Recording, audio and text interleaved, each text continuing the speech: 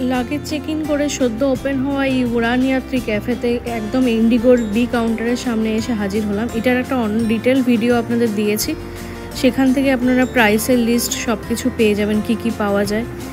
তো এই ভিডিওতে আর কিছু বললাম না। তো রাত্রিবেলা দেখলাম আমাদের বলেছিল 101-এর থেকে ছাড়বে ফ্লাইট, তো আমরা এসে বসে গেলাম এই 101-এর কাছে। তো চেক ইন হয়ে গেছে, এখন আমি বসে আছি সেটা হচ্ছে WX মিটের সামনে। এখন বাজে হচ্ছে গিয়ে 2:20, রাত 2:20 বাজে। অ্যাকচুয়ালি ঘুম পাচ্ছে না, প্রচুর লোকজন এখানে। তো স্কিনের অবস্থা খুব খারাপ, দেখতে পাচ্ছি ড্রাই লাগছে।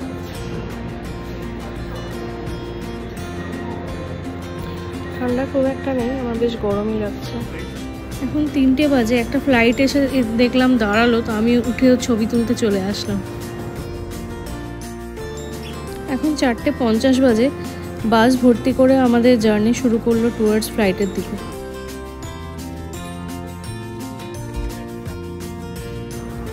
বাইরে প্রচণ্ড কুয়াশা, তার জন্য ফ্লাইট ডিলে, তার জন্য আমাদের রিফ্রেশমেন্ট দিয়েছে। এই রিফ্রেশমেন্ট,